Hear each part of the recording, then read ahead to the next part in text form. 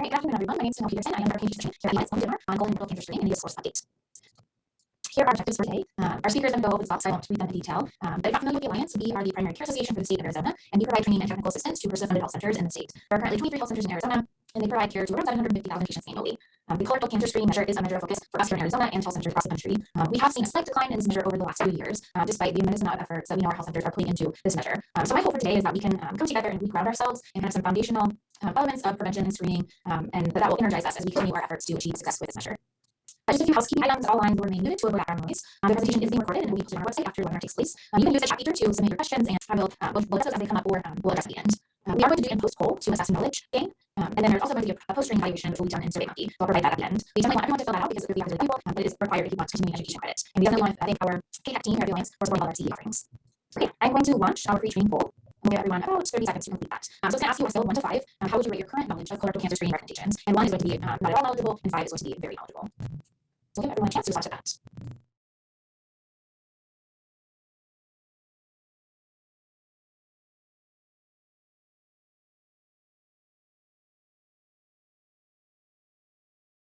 We'll give it 5 more seconds.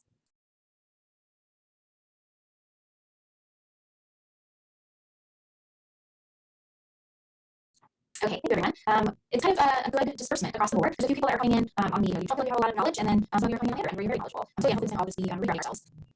All right, now I'm going to introduce our speaker. We're really privileged to have Dr. Elizabeth McConnell with us today. Dr. McConnell graduated from the University of Utah School of Medicine with her MD. She's a board-certified general surgeon, and she completed her colon and rectal fellowship with a special emphasis on immunological oncology at the Mayo Clinic in Minnesota. And in 2004, she received her board certification in colon and rectal surgery. She's certainly a subject matter expert in this area, and I'm really excited to have her with us today. So I'm going to stop sharing and hand the ball over to her to start her presentation. The first thing I need to do is unmute. All right, so I'm going to just get right into the report, and I think some of the things that Danelle has already brought up are very important points, and we'll see how important they are by the end of the talk. So I'm going to push my share screen, and let's see whether I can get to that.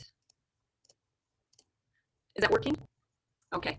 So basically, the title of the talk is the United States Task Force, or Benefits Task Force on Colon and Rectal Cancer Screening. And essentially, what has happened here is the original task force study was done in 2002, basically making recommendations about which measures are best for using for colon cancer. That was then updated in 2008. In 2016, 7 different measures were provided, which were equivalent measures for providing screening for colon cancer. And I'll remind you that screening for colon cancer is screening for patients who are completely asymptomatic, have no family members, so don't have any emotion values, abdominal pain. So those are the people we're screening. So I'm going to guide you to the summary of what we're planning on doing today. And essentially, we're going to discuss the key prevention recommendations of the 2020 U.S. Preventive Services Task Force around colon cancer prevention and projected changes to those recommendations. So, in addition, Bill asked me to give some updates on lifestyle, diet, exercise recommendations for prevention, some trends in the population health data associated with colon cancer, and also what has happened to underserved populations in communities. So by the end of the presentation, we will be able to identify key colon cancer prevention recommendations and projected changes to the recommendations, identify additional prevention strategies such as diet, exercise recommendations, and evaluate colon cancer trends in the United States, especially among the underserved.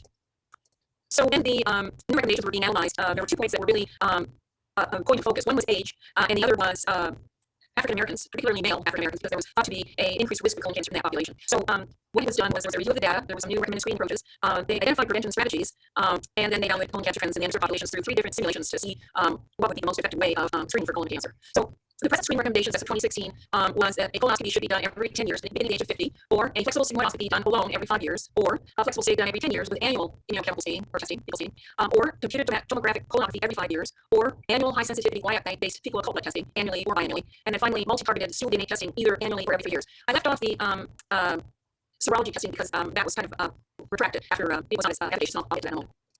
So facts on colon rectal cancer, it's the second leading cause of cancer death in the United States. The mortality rate actually declined more than 50% from 1975 to 2016 due to screening. So a very important thing to know. 53,000 people died in 2020 from colon cancer, and it's the most frequently diagnosed cancer among adults between the ages of 65 and 75 years of age, with the median age of death at 73, which begs the question, why do we continue doing colonoscopies into later years? And that was part of what we're going to discuss here today. About 1/3 of eligible adults in the United States have never been screened for colon cancer. So the whole premise of this talk is this final statement, which is to maximize the total number of persons who are screened would be our best choice, because that will have the largest effect on reducing colorectal cancer deaths.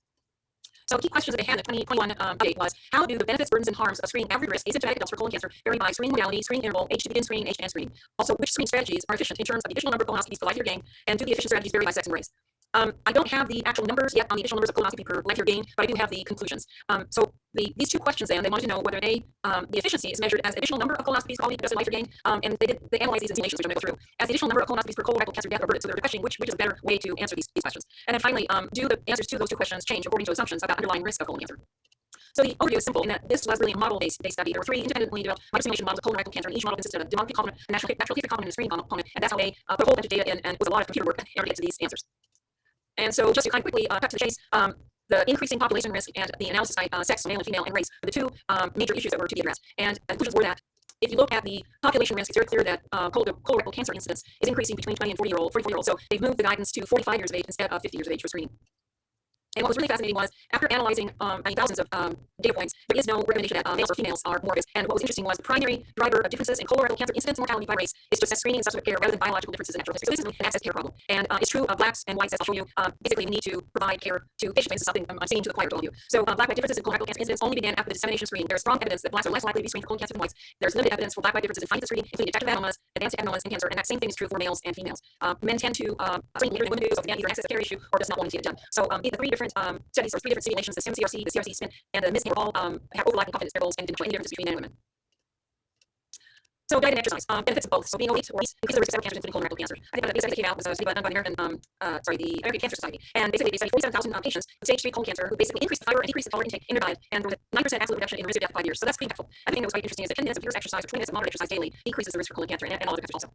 So the purpose of this study was basically to have analyze how the benefits, burdens, harms of colorectal cancer screening might vary by screening modality, screening interval, HDA screening, and to end screening. It incorporated recent evidence reporting increased rates of colorectal cancer among adults less than 50 years of age, and then evaluated whether the benefit, burden, harm screening might vary by sex race. And as I told you, the conclusion are pretty straightforward. The annual number of colon cancer deaths, as you can see, have really have remained unchanged, even though the population has risen. So in fact, the numbers are going down. But if you look at the underserved populations, in African Americans, there are 18 per 100,000 cancer deaths, whereas in Native Americans, Pacific Islanders, and Hispanics, it's more about 10 in 100,000, and in whites, it's about 15 in 100,000. So getting to be an access care issue, and since whites and blacks are most upper in our society, it's that's the lack of access to care. So now we're going to go just to the methods. Basically, the tests in 2016 were 7 tests. These 7 tests, which I've already talked about, the colonoscopy, the FEX, the CT, the YAC, the immunochemical test, the stool DNA test, and the methylated step DNA test. The goal was to decrease the morbidity, mortality, and the harms of the test performed. And that's how the guidelines for the 2016 testing was done. And then this 2021 was simply to optimize the starting age and stopping age, as the sex, male and female, and race really didn't play a role. And so DNA is really not one that's recommended anymore. It is used to detect methylated DNA, and it was included in systematic review back in 2016, but now it's no longer recommended. I guess if the only test you can get is this, I guess we can get it done. It's not very effective. Its sensitivity rate is only 50%.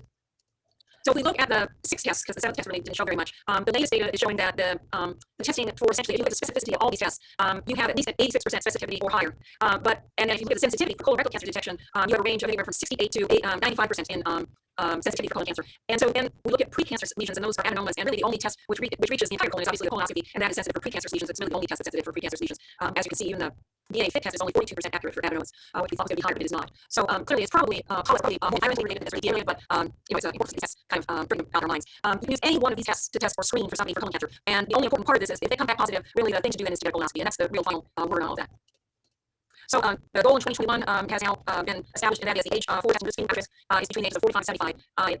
The benefits outweigh the risks. And generally, you would start out with a screening colonoscopy at age 45, and do another one at 55, then 65, then 75. If that is what you like to do as your testing, I always think it's important to do a colonoscopy as your first screening, because then you know if only to a category of high risk patient or just a normal screening patient. If you're at polyps at age 45, then you're already into a every 5-year colonoscopy plan.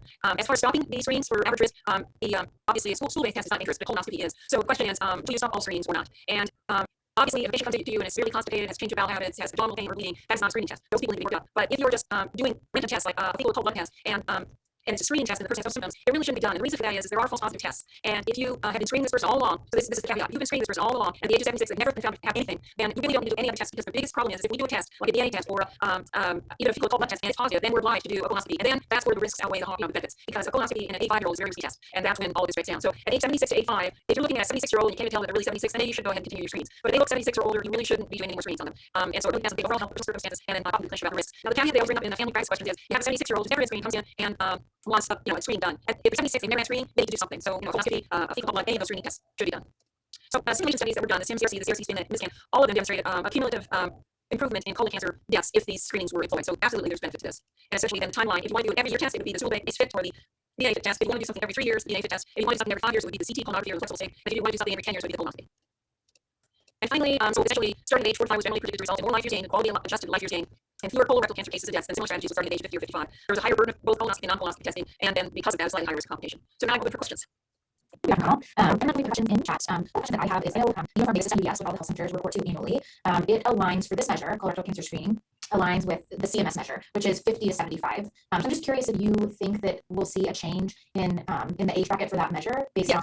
Yes, it will. And the reason why it will is because this task force bases all of its data on grade A rating And these studies now are showing grade A rating. And that was why it was so important for them to determine whether there really was differences in race or differences in sex, because they wanted to come out with something that would be applicable to everyone across the board. And truly, which is exactly a very poignant point here, is that access to care, the very thing that the Arizona Alliance is providing everyone, is really the most important thing.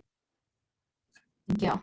And then another question, just COVID, that's certainly impacted our health centers and their ability to do some of these preventive things like screening. I'm just curious if you have any thoughts around strategies that can be employed as we continue to work on COVID-19 response. Well, it's interesting.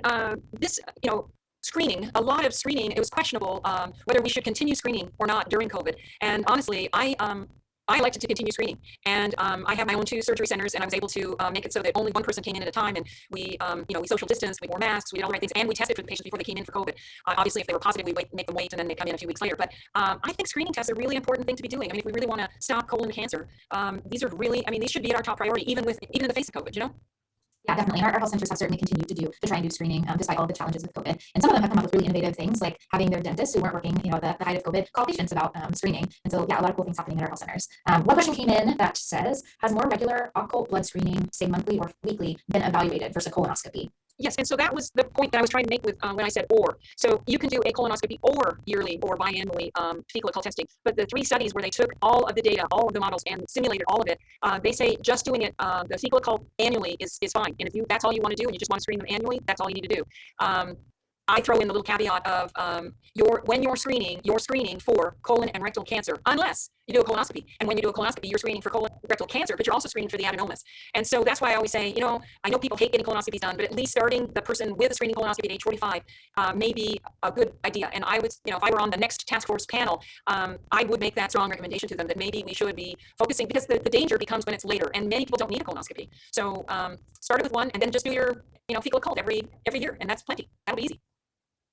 Thank you. Next question is, what is your experience with population fit screening by mail without face-to-face provider visits to reinforce the need for screening? I offer that, in my clinic. I think it's an excellent thing. I have found that people do things at home when they're harassed enough with a mail, getting mail. And I'm the person who gets these, when it's positive, they come in to see me. And, primary care providers, when you put that thought into their head and then remind them, even if it's just a letter, it really makes an impact. And I found a lot of these patients are coming in just because somebody happened to be mailing them their little fit screening test.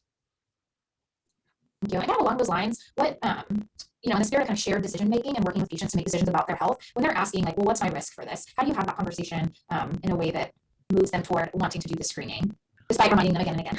That's an easy question, because at least, I do colonoscopies, and it's an easy question because when people come in for colonoscopy, they're going to be studied not only for colon cancer, they're going to be studied for adenomas. And if you find an adenoma on a patient, then you're obliged to tell that patient that not only do you need to be on a more rigorous screening, your family members need to. So your primary relatives, your mother, your father, your sisters, your brothers, your children, all need to be on a more rigorous screening. So it becomes a family affair, if you would say. And catching colon cancer when it's in a polyp stage, we do that every day. It's such a rewarding experience. You get excited about it. It's a gift. Thank you. I don't see any other questions in the chat, but we'll give another pause. Give people one last chance to ask a question. I have to find my chat again. Okay. Can you see the Q&A slide that I have up? I can.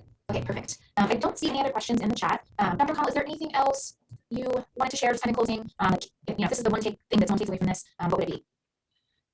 I think that if you had to choose a cancer that's completely curable, it's colon and rectal cancer.